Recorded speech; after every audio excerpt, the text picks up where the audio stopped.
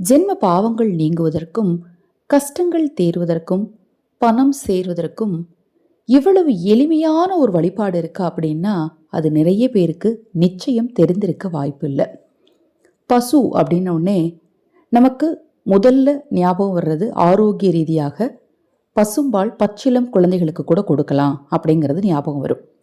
ஆன்மீக ரீதியாக பார்த்திங்கன்னா பசுவின் சாணத்தில் தான் முன்னாடியெல்லாம் பிள்ளையார் பிடிச்சி வச்சு வழிபாடு செஞ்சாங்க.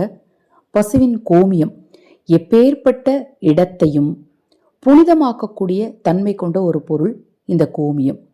அது மாதிரி பசு நடந்து போகிறப்ப ஏற்படக்கூடிய அந்த தூசி, அந்த கோதூளி நேரத்தில் இந்த பசுக்கள் எல்லாம் சேர்ந்து போகும்போது எழக்கூடிய அந்த தூசியை உடம்பு ஃபுல்லாக கிருஷ்ணர் பூசிக்கிட்டாரு, அந்த தூசிக்கு கூட அவ்வளோ மகிமை இருக்குது அப்படின்னு இப்படி பசுவை பற்றி நிறைய விஷயங்கள் சொல்லிட்டு போகலாம்.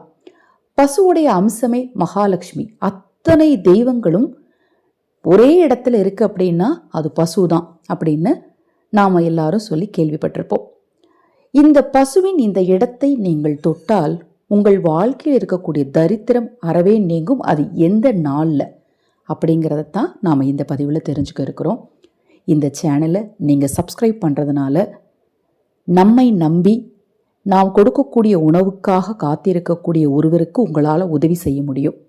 அது எப்படி அப்படின்னு தெரிஞ்சுக்க விரும்புனீங்கன்னா 9344692042 இந்த வாட்ஸ்அப் எண்ணிற்கு தொடர்பு கொள்ளுங்கள். அதை பற்றிய தெளிவான விளக்கம் கொடுக்குறேன்.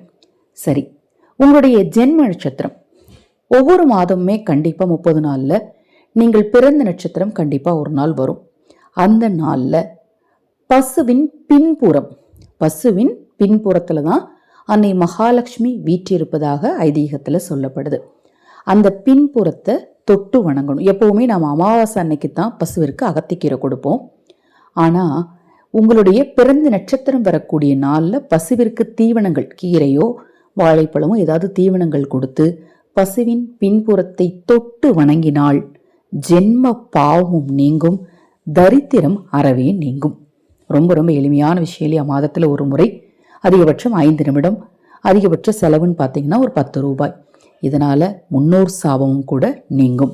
இது போன்ற எண்ணற்ற தகவல்களை தெரிந்து கொள்ள தொடர்ந்து நம்ம சேனலை பாருங்கள். நான் சொன்ன தகவல் உங்களுக்கு பிடித்திருந்தால் லைக் பண்ணுங்கள். மகா பெரியவாவின் ஆசீர்வாதத்தால் நல்லதே நடக்கட்டும்.